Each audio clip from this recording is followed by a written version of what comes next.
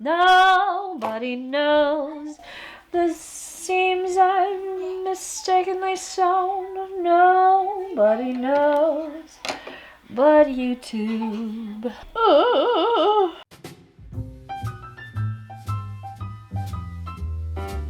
Hello friends and welcome to my home. If you are new here, my name is Kristina and I run this channel because I like old books, I like vintage fashion, and I want to live a practical and sustainable vintage lifestyle. And today we're going to replicate a Temu dress and talk about why you really should not shop at Temu. If I sound funny, it's because I've had a double ear infection and it is clearing up, but I cannot hear very well out of this ear. And so I don't really know how loud I'm speaking. So I apologize if it sounds like I'm yelling at you. I'm not trying to. But that was my Christmas break. I would love to know how all of you fared over Christmas, if you got anything that you were excited about, or if you saw family, or whatever it is that you would like to tell me about your holiday season. I would love to know about it. So back when I did my Shein video where I made a cottagecore apron and talked about why we should not shop at Shein, I got a ton of comments saying, yes, this and also Temu. Please do Temu, don't shop at Temu. I got comments saying that a lot of creators don't seem to care that Temu is a very similar site and is scamming people. People have lost money, their data has been stolen, like there have been security breaches, all sorts of stuff with Temu. I had actually been thinking that I wanted to do a Temu video because they reached out to sponsor me a few times and I ignored them, and then I think I finally responded and said, no, I don't promote fast fashion. No. But it had been on my mind to do a Temu recreation because I got so many comments about it, and because I also started to see a lot of content creators do Temu hauls, vintage Temu crafts. I saw a couple of creators do like vintage style Temu crafts or vintage style Temu hauls, but today we are going to recreate this Temu dress, which I have actually seen on a plethora of fast fashion websites. You can probably find it on Amazon, Shein, Temu, AliExpress. Like, you could probably find it on a plethora of fast fashion sites. And today I'm going to recreate it because it's very cute and I have both the fabric and the pattern to do so. So if you are new to my channel and you don't know, whenever I do recreations or sewing in general, I try very hard to use secondhand items, whether that be vintage patterns or thrifted fabric. I try my best to always use secondhand things because there's so much out there, and I would like to try to reduce waste as much as possible. So to recreate this dress, I have this vintage pattern, which I believe I cannot remember if I bought. A lot of my patterns come from Stephanie Canada, backroomfinds.com. She's also a content creator here. Go follow her. She is wonderful. She's one of my best friends. We actually met through YouTube and she is now one of my best friends. Anyhow, I have this pattern from the 1950s that has a very, very similar dress with the collar, sleeveless. It does have a little button, which I will be doing because I like the way that looks. But in general, it's a really similar pattern with the full skirt. Super simple as well. There are not a whole lot of pieces. And then for fabric, this is not an exact color match. And remember that I use secondhand items. But I got this gingham window pane fabric a little while ago while I was thrifting with Stephanie and my friend Haley, who is also here on YouTube, and she is also wonderful. You should also go follow her. But she is much better at sewing than me, by the way. Haley is like the sewing goddess and you should follow her. But I thrifted this fabric while Stephanie was here, and her and Haley and I were out thrifting. It was $5.99 and I have a lot of it. So the one thing that I will say, while I would heavily encourage you to thrift your fabrics, find secondhand patterns, find secondhand zippers, secondhand buttons, especially if you can find metal zippers, those are especially great. The one thing you should buy new is thread, and the one thing that I need for this project, the two things I need for this project, is thread and some white fabric. So we are actually going to run to the store, which is not something I do often, but it's a necessity. I don't have any white fabric. I don't really have any fabric that I think would look good with this fabric, so we're gonna run out to the store. I'm gonna go to the thrift store first and find see if I can find white fabric at the thrift store before I buy it new. And then we're gonna go to Joann's and we're gonna get some thread to match. And then we will get into it.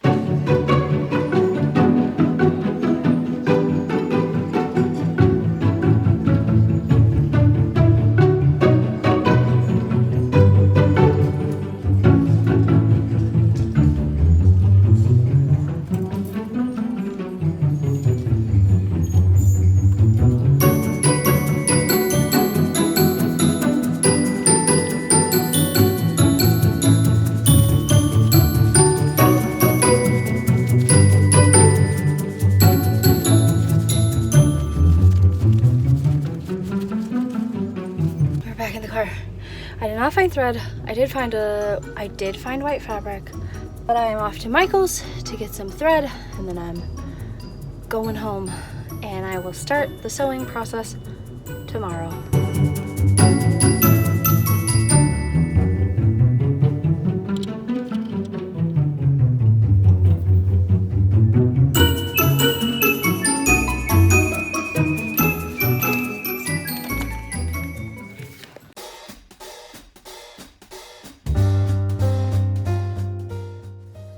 So on day one, my goal is only to cut out pattern pieces. No matter how hard or easy the pattern is, I really hate cutting out pattern pieces. So on day one, I'm picking out my notions, which if you are new to sewing and you don't know, that is your zipper, your thread, your buttons, your hooks and eyes, your seam binding, what have you.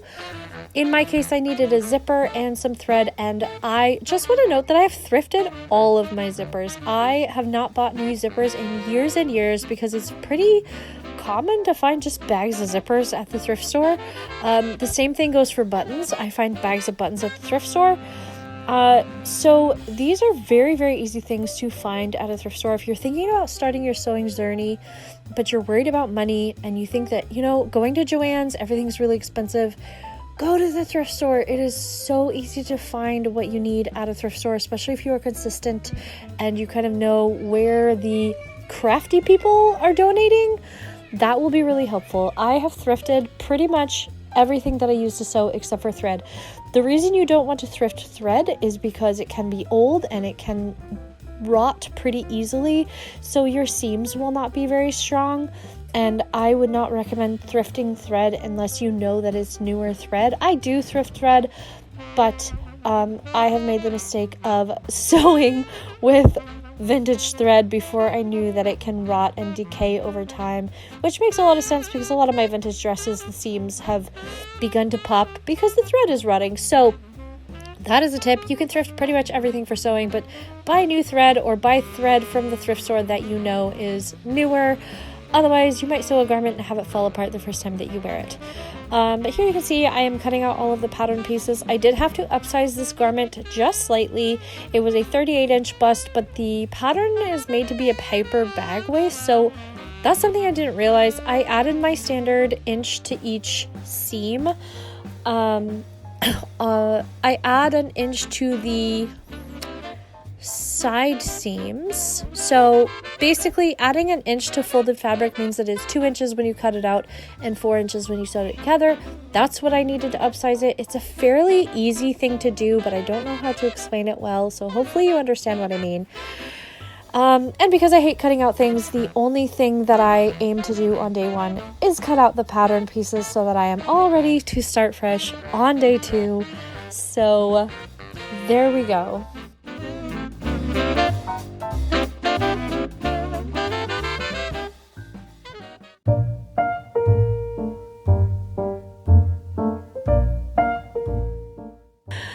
So on day two, all I was really able to do between my kids needing me and not feeling well myself and trying to get this done was marking my darts, sewing my darts, and slashing the neck of the bodice. After that, I looked at the instructions for the neck and I gave up. The collar for this dress is absolutely complicated and kind of beyond my skills as a seamstress. while I have been sewing since I was very young, I haven't been practicing that skill. So making a garment like this is something that's beyond what I've ever done before, and had I known that, I probably would have chosen a different pattern. However, you'll see how it turns out later.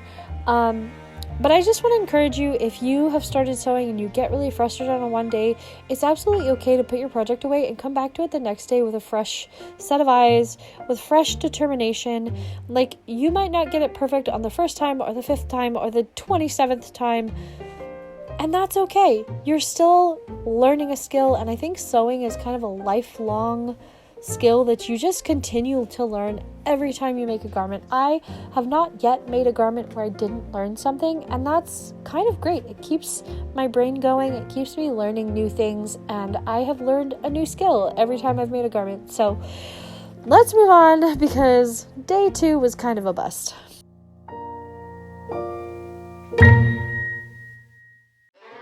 Are you confused about where to start sewing? Tired of those outdated, boring old sewing books? Then try Skillshare, a modern-day program designed to bring every member success on their journey to better their skills. Here is a modern housewife, finished with her chores and settling in to find a learning path to sew. Just the click of a button and presto, she can choose from a variety of subjects and be on her way to a brighter, more informed tomorrow. This housewife knows a thing or two about sewing, but she refreshes her memory on the foundation of sewing before moving on to something a bit more complex. Gone are the days when she'd fumble through her old sewing manuals, never finding what she needed. Now she knows exactly where to go to learn new things. Why, with this learning path, she won't even need patterns to make what she needs.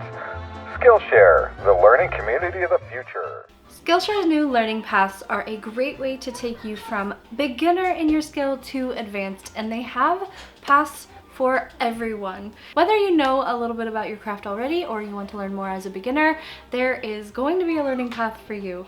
I personally chose the learning path called Sewing Your Clothes from Scratch by Robin Burgess, and she takes you through the path of starting with pretty much no skill up until you can make your own clothes. It starts with a very easy project of a little clutch with a zipper, and that teaches you the important skill of adding zippers, which I still have not mastered, even though I have been sewing for a very long time. Skillshare will literally cost you about 2 coffees a month, or maybe 1 coffee if you're like me and you like your dirty spiced eggnog chai with 4 shots.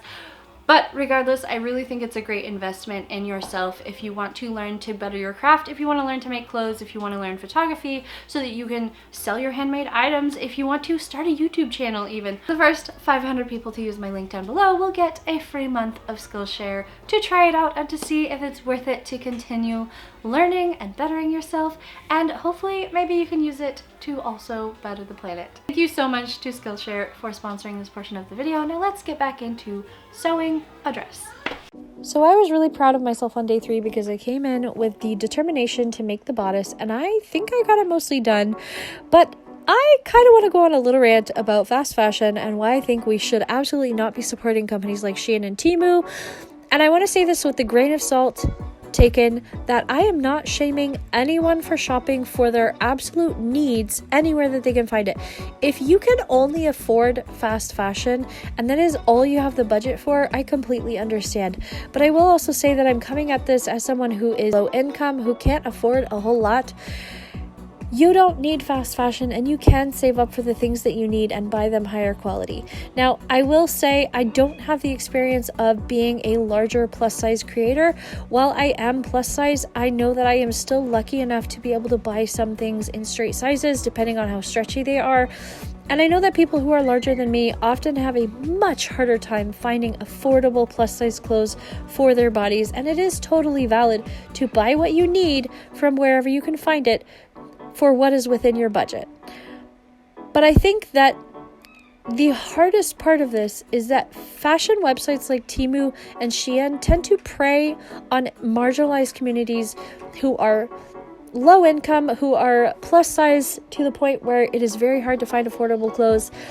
And social media perpetuates a haul culture and an instant consumerism culture that makes you feel like you have to buy things immediately or you're never going to get it.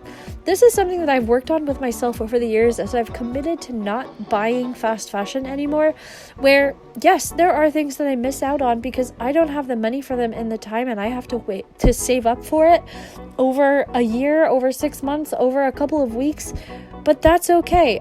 I have found slow fashion websites that I am absolutely willing to invest my money in, and I am able to save up for those pieces because these slow fashion websites make the same thing and keep the same thing on their website for years. So you can absolutely save up for a piece and buy it no matter if it's a year from now, because they'll still be there in a year. They make classic items that are not going to go out of fashion and that will stay in your wardrobe for so long.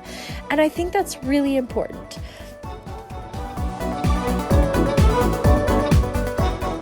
I know that instant consumerism can be really hard to break out of because when you are low income, you often feel like if you don't buy it now with the money that you have, you're never going to get that. And when you have needs that you need to fulfill, it can be really hard to slow down and set aside the money and trust in yourself that you can save up and buy something that's worth your money. But I think it's a really worthwhile change to make in your lifestyle.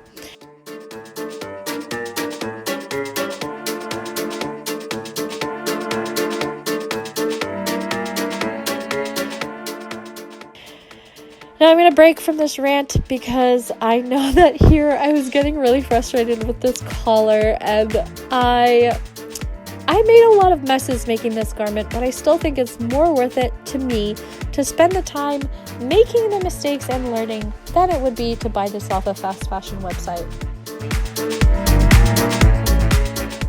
I'm not doing this for anybody but me. I'm not doing this for anyone else. Nobody's gonna see the inside of this but me. Nobody's gonna care. Nobody's gonna care but me.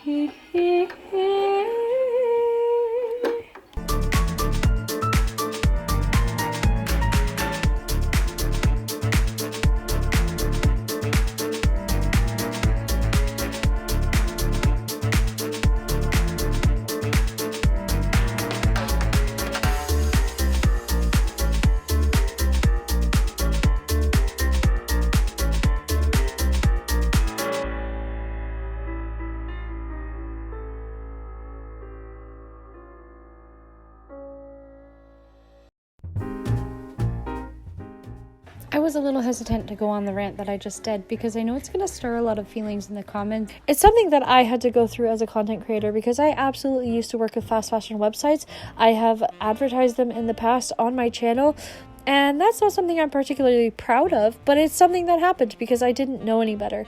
Now that I know better, there are absolutely websites I will not shop from, those being Temu, Shein, AliExpress, Alibaba, any of the multiple websites where you absolutely know that they probably use slave labor, they are stealing designs, it's going to be shoddy construction, it's not going to last in the wash. I will avoid those. But I'm not perfect, and I also understand necessity because we are low income. I will still shop some Amazon brands. I will still utilize some of the websites that would be considered fast fashion in the vintage world. But as I have said before on my channel, I do believe that if you are shopping for needs and not wants, and you are changing your lifestyle to buy things for your wardrobe that you hope will last you a long time, it really changes how you purchase and how you add things to your closet. I went from feeling like I had to have the next best thing all of the time, and I had to have new things to create outfits for my Instagram or my YouTube or what have you, to realizing that it's much better to build a slow wardrobe and to purchase pieces or even accept free items from companies that I knew I would be wearing and keeping in my wardrobe for a long time. And that in itself changed my perspective on what kind of quality I wanted to accept into my life. No matter if I'm getting paid or not, I prefer to work with brands now that I know have good quality garments that I can use in my wardrobe for a long time. They might not all be ethical, they might not all be sustainable, but in my own wardrobe, I know that I will keep them, I will wear them, I will have them for years, and that's what I'm trying to do. I think that as consumers, we do have the power, at least within our own homes, to change the way that we purchase, and eventually, if enough people start buying with more intentionality in mind, we can change the way sites like Shein and Temu work so that we aren't perpetuating a haul culture that is toxic, where things are only worn once and then thrown away. I would hope in the future that a lot of people would resort to making things or altering things, and would resort to using sites like Skillshare to learn the skills that they need to make the planet better, to reuse, to lessen waste, to do whatever. I feel so passionately about this because I spent so many years being tricked into the mindset that I had to have the next best thing, and I wasted so much money on a wardrobe that didn't even suit me just because I thought I had to have a certain thing when I really didn't.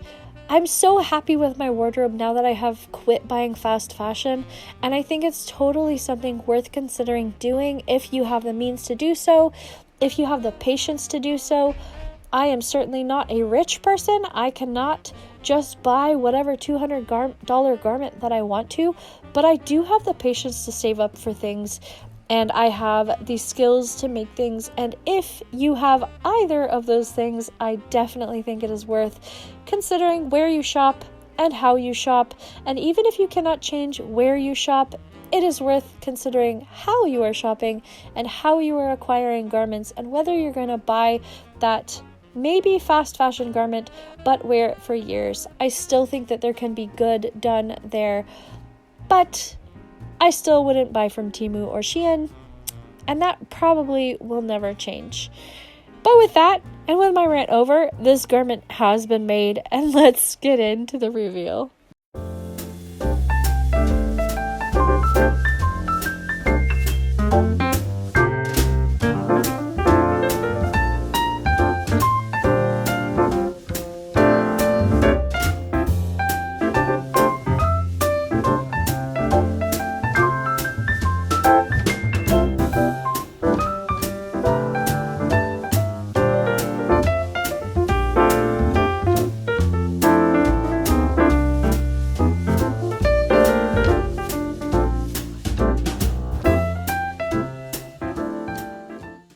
So that is it. I am done. Let's do a little wrap up of what I'm happy with, what I might change, whether I will use this pattern again, and my final thoughts on purchasing fast fashion versus making something that maybe you won't ever wear again, because I have thoughts. First of all, let's go through what I like and what I don't like. I really like the skirt on this dress. It's nice and full, it's very fluffy, it has a lot of something that I know vintage patterns for is the ability to really customize it to your body.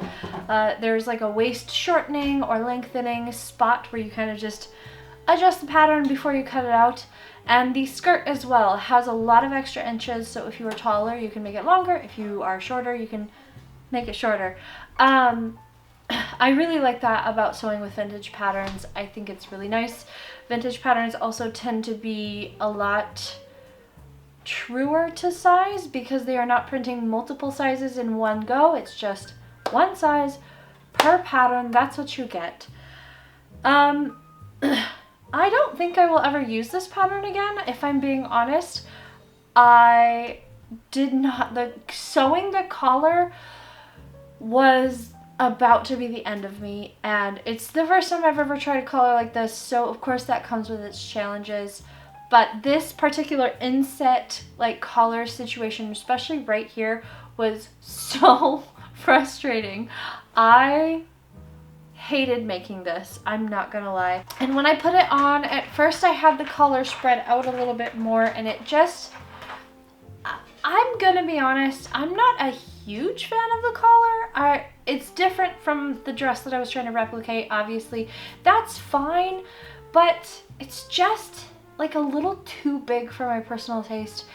and I mean, it's fine. It's fine. I'm gonna like let it sit for a little while. Now that I'm styled, that definitely helps. But when I first initially tried it on, I hated the collar. But I think having it a little more closed, because in the pattern, it kind of like is more closed versus the open look that we're used to in the modern day. So I think having it more closed really helps because it helps minimize the collar. I really love the pockets. That was a total ad lib for me. I was just kind of doing it and hoping it would work, and I love them. I think the bows are really, really cute.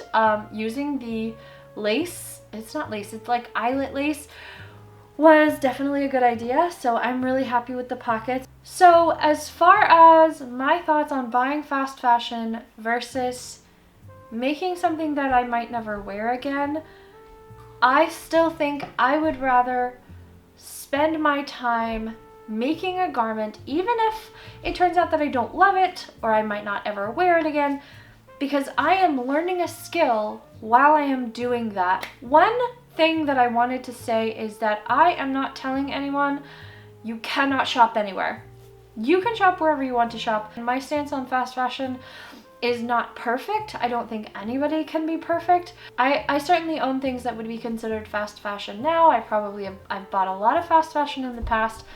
I am not perfect by any means, but I do think it's really important to consider where you're buying things, the news around it, because Shein and Temu both have some really, really horrific things about them. Temu has stolen a lot of people's credit card information. The last thing I wanted to touch on is something that I see in the sewing community a lot. It is the question of whether it's cheaper to purchase or make your own garments. And a lot of people say that obviously it's more expensive to make your own garments because of the time.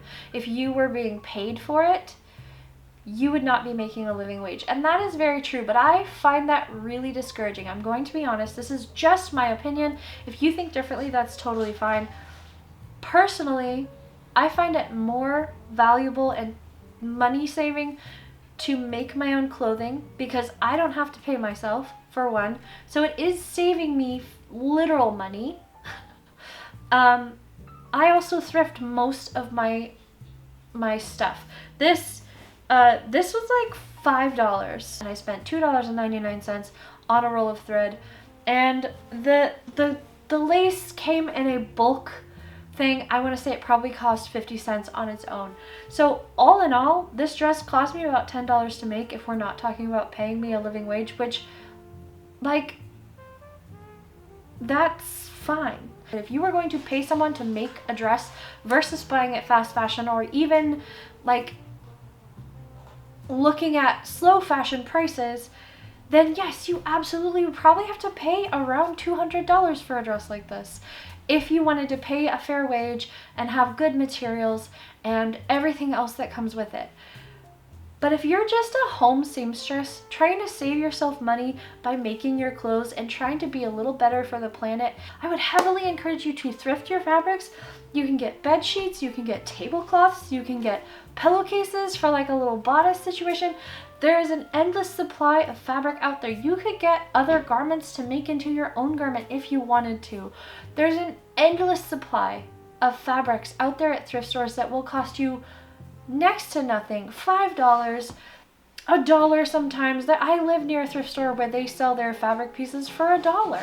I am going to, and this is ironic because it's off of Amazon, but I'm going to put my sewing must-haves in my Amazon storefront, and those are the things that I would highly encourage you to look for. You can get things secondhand. You don't have to buy them out of my storefront, but I'm going to put my sewing must-haves so you know exactly what it is that you need to get started in sewing. And then of course it goes along with being sponsored by Skillshare, who I think is absolutely worth it if you want to learn the skill of sewing or literally anything. They have so many things that you can learn, and if you are trying to get better at your craft, or you are trying to learn how to make things so that you can save yourself money, or how to learn a new skill so that you can apply it to some kind of work in order to earn money, Skillshare is worth it, my friends. So please check out my link down below. You will get a free month if you sign up. The first 500 people will get a free month. It's such a good resource for learning how to do things from other people who are real people who have done it and learned themselves. And I just absolutely love Skillshare. And if you learn the basics of how to make a simple dress, you will be able to make so many variations of that. Now that I'm familiar with what a bodice block looks like, it's so easy to tweak these patterns to look how I want them to look. And even if it's not perfect, I'm still really proud of it, and I'm still really happy that I made it, and I feel good that I made a garment with my own hands. That is the end of my rant. Thank you for coming on this journey with me. Thank you so much, Skillshare, for sponsoring this video. Don't forget to check out my link below and see what they have to offer. Let me know down below if you are going to try to learn how to sew, if you would like to see more of these replication videos. If you ever want to send me something that you want me to try to make, let me know. I am definitely not a professional seamstress. I am just a hobby seamstress. I have been sewing my whole life, so I do know how to do things, but I don't necessarily know how to do them well. But that is it from me. I hope that wherever you are feeling safe and loved. And until I see you again, have a beautiful day, and thank you for watching. Bye!